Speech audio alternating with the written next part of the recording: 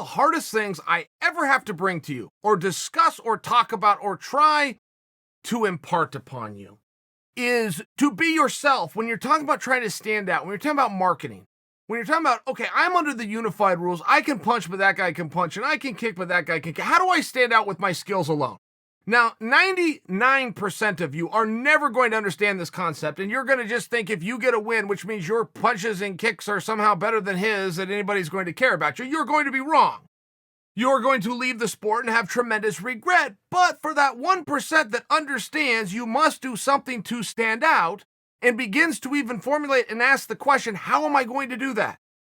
How am I going to stand out as a fighter or as a person or make myself interesting? So most of you, the 99%, don't even know that being interesting is important while in the business of entertainment. Okay, great.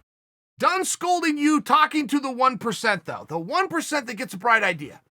That I'm going to be the one that stands out at the press conferences. I'm going to be the one that the media requests interviews of through PR. I'm going to be the one that people are buying merchandising from, as Daniel Cormier would say, that brings people together.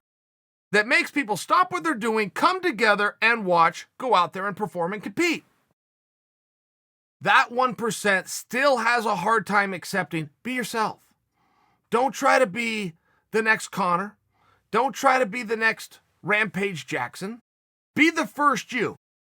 I will concede to you, that can be hard to do. Look, we all have idols, right? You all have somebody you look up to that did something that you thought was cool. I mean, we do that from the time we're little kids, so it's a little bit of a tough thing.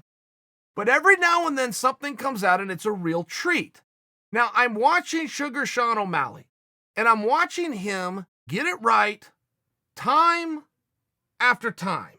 I'm also watching him do things that have never been done. I've got to call this segment bonus segment of the week. This week's bonus segment is Sugar Sean.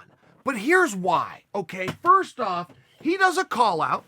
Now, how do you call somebody out and be different at the same time, considering call outs have been done from the beginning of time? Well, he found a way.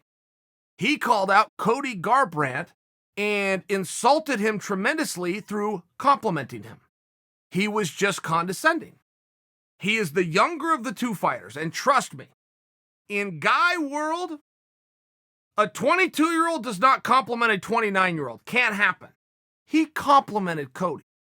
A contender does not compliment the skills of a world champion by telling him you're getting better. Stay at it, kid. That is the proverbial noogie. What could be worse than when your older brother puts you in a headlock, there's nothing you can do, and he rubs your head with his knuckles, okay? That is what O'Malley did to Cody Garbrandt. Not exactly the guy that people want to get on the wrong side of, but he did it in this playful way, and you couldn't help but notice. And you couldn't help but see the brilliance. Sugar Sean is not done. Now, he's decided to declare himself champion. That shtick has been done before. That shtick was done originally by yours truly, and I don't say this to put myself over, but I did show up at a press conference. I had the belt, and I proclaimed that I was the world champion. You would be stunned how many people believe that. I am still introduced on certain shows that I will go on as former champion, because somebody saw that clip and thought that it was real. So it was a little piece of theater and a piece of marketing, but it very clearly worked. And then I saw other guys do it. I saw other guys bring around the belt as well and proclaim that they were champion. Okay, fine. It was a good shtick when they did it too, but it had been done before. So how do you proclaim that you're champion but not do that? O'Malley found a way.